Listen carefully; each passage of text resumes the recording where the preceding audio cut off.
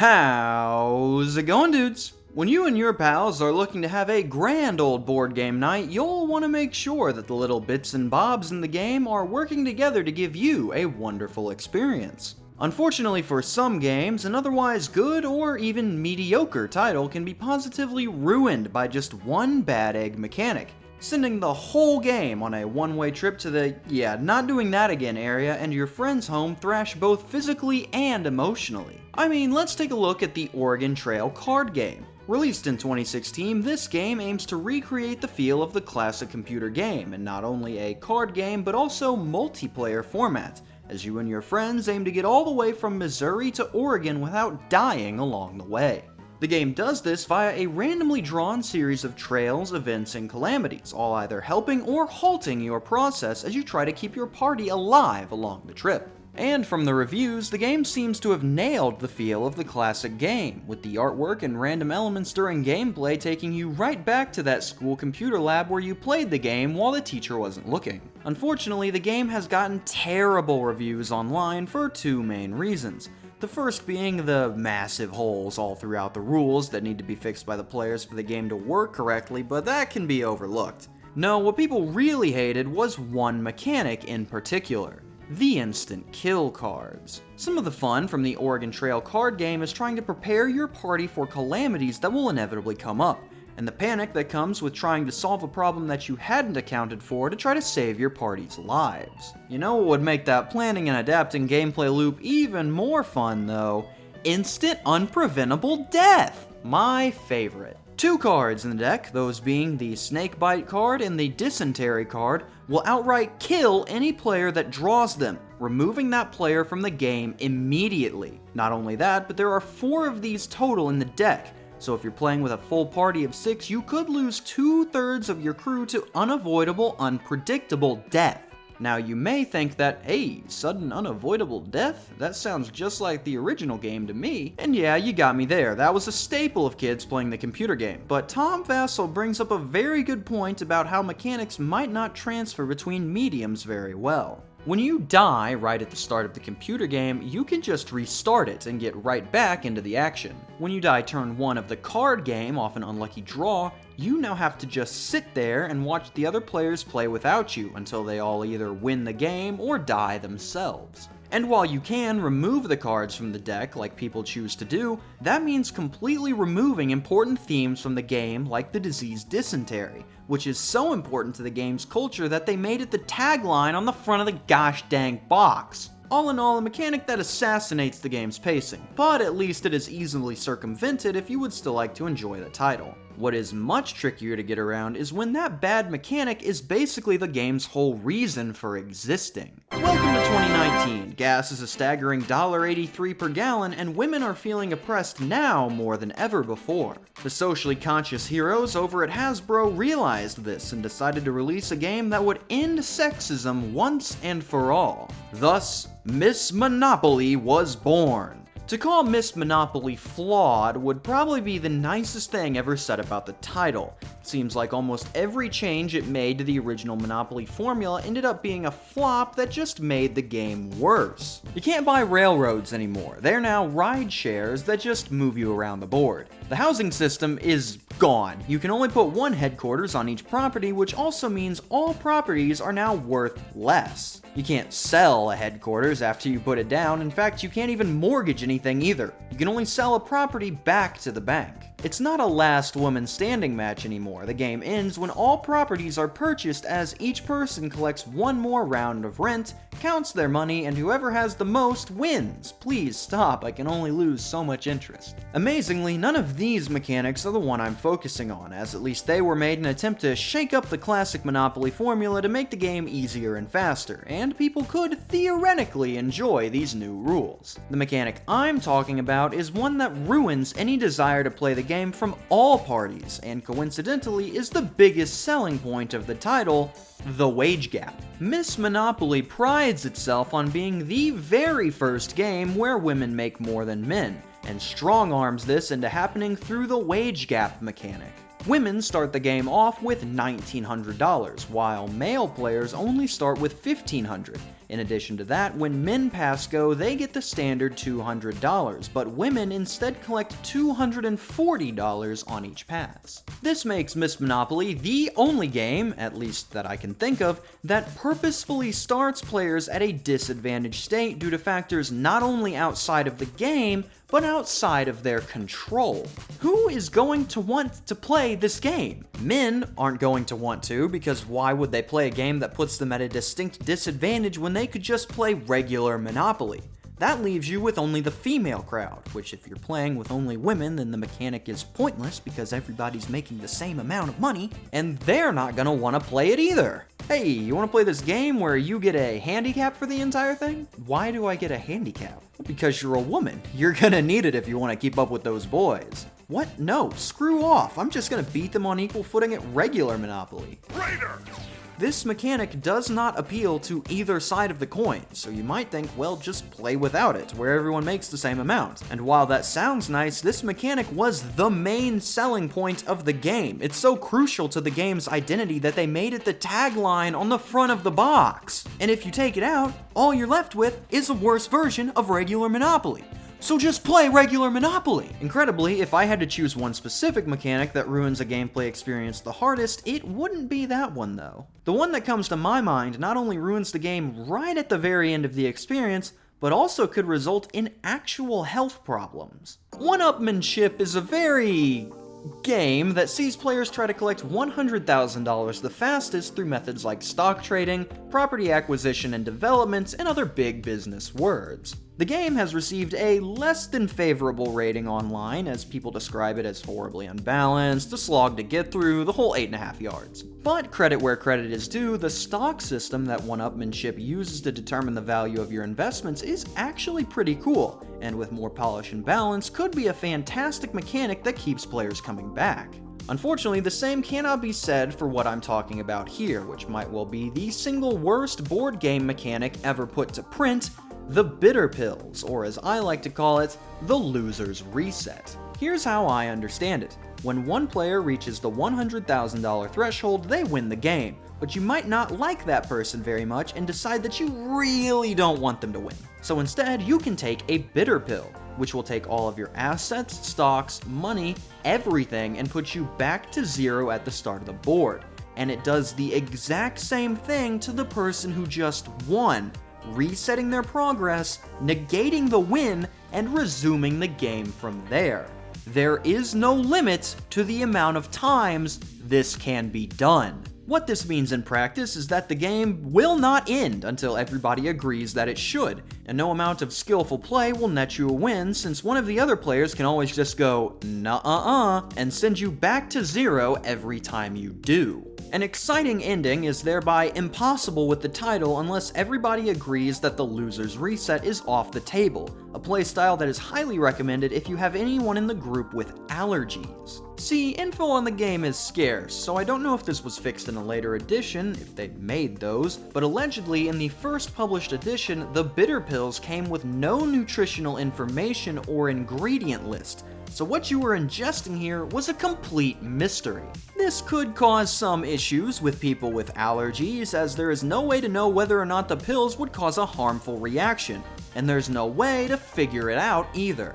In the creator's infamous blog post comparing being given a nasty negative review by the Dice Tower to something not even close to that, he states that there is a PDF download of the rules available on the website, as he hopes that the instructions are clear as to the tactical value of the bitter pills. So, after firing up the Wayback Machine to visit a website that went defunct in 2021, those aren't there. All that's there is the game's cheat sheet, which contains one line about the bitter pills being a last resort, and nothing else. So I am no closer to figuring out whether my poor, sickly child will have to go to the hospital because he didn't want Joshy to win the game. A mechanic that not only hampers the game's ending, but also could produce a health hazard. Yeah, that's gonna be a hard one to top. Wild as it is though, that is not the only board game mechanic I'm familiar with that could cause serious bodily harm. The other stemming from the mad dash through Meatland of Mr. Bacon's Big Adventure. Normally, this meaty title sees players move around a Candyland-style board using a spinner and cards, But the game also comes with an additional rule set for an alternative game mode, the Meat Feast. And it's in this game mode where we find the mechanic we're focusing on, the Meat Feast's eating mechanic. See, in your race to be the first to the frying pan, in order to complete what I guess is the bacon people's yearly ritualistic frying, you will travel through Meatland by landing on a variety of meat-themed spaces, like beef jerky, olive loaf, pepperoni, corn dog, the average Midwest lunch. And the Meat Feast game mode takes advantage of this through its main mechanic, where you have to eat a little bit of the food shown on the space you land on. This requires a massive amount of setup just to get the mode ready. Look at all the food you need to make just in order to prepare for the game mode, and the proportions get bigger. Spinning a meatball will force you to eat an entire meatball. The specialty spaces carry their own unique meals, which could include a meatball shish kebab with a pepperoni stick as the skewer, a hot dog, a Vienna sausage, and a pepperoni stick all at the same time, or a meatball wrapped in olive loaf and dipped in gravy. And even Vegan Alley gets in on the mix by making you eat healthy vegan food. I'll just take whatever the last guy had. While this seems like a fun yet gross way to play the title, it becomes dangerous when you realize just how long this game is. We played Mr. Bacon once, and through a combination of unlucky spins and card draws, we got stuck in this Candyland adjacent nightmare for nearly an hour and a half. Now imagine an hour and a half of constant eating every time you move. Some pepperoni here, a meatball there, oops, that's the Wiener Wasteland, eat a hot dog wrapped in ham, ooh, bad card draw, you're going back to the bologna forest, have a bologna wrapped pepperoni stick to add insult, oh no, the Vegan Alley, enjoy your veggie burger and tofu, oh, everybody died. Under the right set of circumstances, this game mode has the potential to cause a real-world death. Something that I cannot say for the rest of the games I've covered, so way to make yourself stand out, Mr. Bacon. Have some bologna on me. Now, all of these previously covered mechanics were all at least made with the intention to be good. Oregon Trail was aiming to recreate the instant death feel of the original, Miss Monopoly was trying to make a point, Oneupmanship was trying to provide a humorous game extender, Mr. Bacon was trying to weed out the weak, all good intentions. But how about a mechanic specifically designed to make the game as unbearable as possible? This is W.W.B, or World's Worst Board Game, which ironically didn't win the Worst Board Game of All Time tournaments. It was knocked out of the second round because nobody likes a bragger. This 2011 title sees players attempt to advance up numbered cards from 1 to 100 and be the first one to the finish card to be the winner. The game aims to be as awful an experience as possible, featuring gameplay features like making you write all the numbers on the card yourself, rolling dice to move, and that is all you can do in this game. This would be tedious to get through if not for the mechanic that I'm talking about, which instead makes the game borderline impossible, the reset roll. See, on the die you are given, you are supposed to write the number 5 on one of the sides. Every other side remains blank. Then you roll to start. If you don't roll a 5, nothing happens and it's the other player's turn. If you do roll a 5, then you get to roll the die again. And if you roll a second 5 in a row, you get to move one space forward. Awesome! Other player's turn, no 5. Your turn, no 5. Their turn, no 5. Your turn, wow, a 5! You get to roll the second die again. Fantastic! Roll it. Oh, no 5. That's okay though, what happens now? Well, if you roll the second die and it's not a 5, you immediately go back to the start of the game. Huh? Yep, no matter where you are on the board, any roll on that second die that isn't a 5 will immediately start your game over, making this game not only incredibly frustrating, but downright impossible for any mortal without superhuman luck. 3 separate computer simulations have been run in order to try to finish this game, the first of which reaching space 13 after only 28 billion turns, before the entire simulation crashed. The second reaching space 14 in 786 billion turns before the entire computer crashed and corrupted the save file. The final simulation made it the furthest as player 1 managed to hit space 17 on just turn 35,409,637,192,659. Can you guess why the game stopped this time? If you want more of this nonsense, Beer Money Engine should be running some more Sims soon, so give his stuff a look. This one mechanic somehow makes the game reasonably impossible to finish during a single human lifespan. So in terms of functionality, I don't think it gets much worse than that.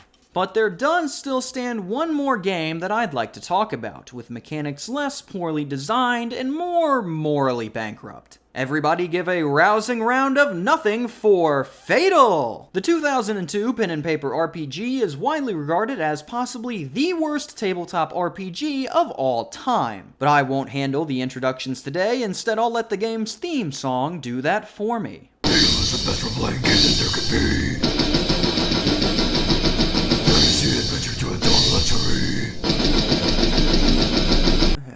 This is gonna be a good one. What is there to say about Fatal that I can actually say on this platform? Not a lot, there's not a lot. I'm dancing in a minefield here. To start off, let's just see what the back of the box has to say about the game. Fatal is a role-playing game like no other. The largest game book ever printed, Fatal has over 150 occupations, 200 skills, and 500 spells. Fantasy gamers have never seen this degree of historical and mythological accuracy, nor detail and realism. Okay, interesting. Complexity isn't always a good thing, but that's why people love North Africa so much. Let's see what the creators have to say about their game. Co-creator James Houseler described the game as highbrow, with complex philosophical themes, and that it was ahead of the curve. He also said that it was intended to revolutionize gaming, and had the potential to be a massive commercial success. This thing sounds awesome. Let's see what the reviewers had to say about the title. One of the most controversial games ever released. The Necronomicon of role-playing games. Designed by misogynistic human accidents. Heinous and despicable. You're in for a fun ride if you consider a fun ride to be hitting your sack with a tack hammer for about 4 hours. You'd think the authors are trying to make themselves look like they're prime candidates for institutionalization. Saying that this game should be burned is an insult to fire. That's a slight difference in opinion. Alright, no more beating around the bush. Fatal contains the largest amount of disgusting, depraved, and downright despicable mechanics that have ever had the displeasure to be written in a readable language.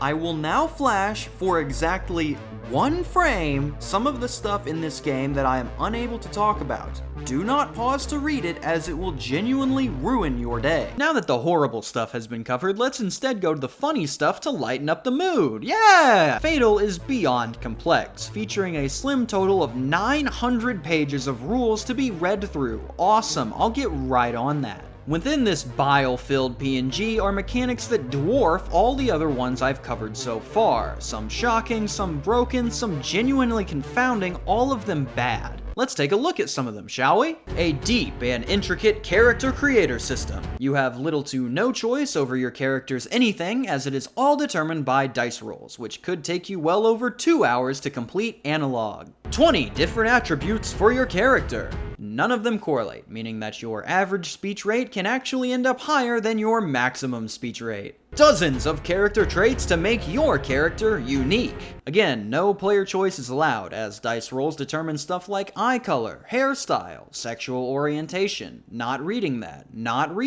Jiminy freaking Frosties. A detailed list of spells that can be cast to either help you or hurt your enemies. These include Greater Harm, Bestow Age, Force Fart, Bestow Ulcer? These people are lower than animals. A magical miscast system, where spells that go wrong could have unintended consequences. Hey, that actually sounds really cool. What are some of the effects? Oh, they're all horrible! They're all disgusting! Awesome, glad I got my hopes up for that. A widespread magical item list full of whimsical objects to be discovered. Let's have a look at one. Armor that turns the wearer into different ethnic stereotypes. Was any of this designed to be fun? Was fun ever even a part of the equation? Is there a single good mechanic in this entire game? There are definitely more mechanics that I left out. Trust me, they're way worse. Forget it. If you want a comprehensive review of the title with all of the nasty parts left in, I've linked the famous McLennan Sarton review of the game, which is pretty much the definitive review of the title. Content warning for the entire everything. Wow, that was certainly an adventure. I think we all found out a lot about what makes a great game mechanic. So when I'm designing my newest board game smash hit, I'll just have to keep in mind all we've learned today. Limited research, minimal playtesting, and endangering lives. This is gonna be stellar. Signing off, I am Cam Sandwich. Thank you for watching and have a fantastic day. A special thank you to all my patrons over at the deli. If you'd like to join, every dollar you contribute will go towards getting a copy of TCFNA TDW 40 to 43 that we'll be able to play together. So join the cause today.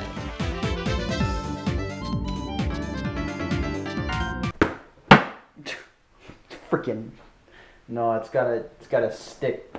It's gotta hit it harder. That was terrible. John found it. I keep only hitting the bottom now.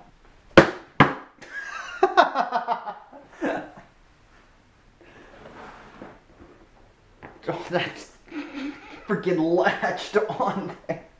Alright, good. That's some good footage.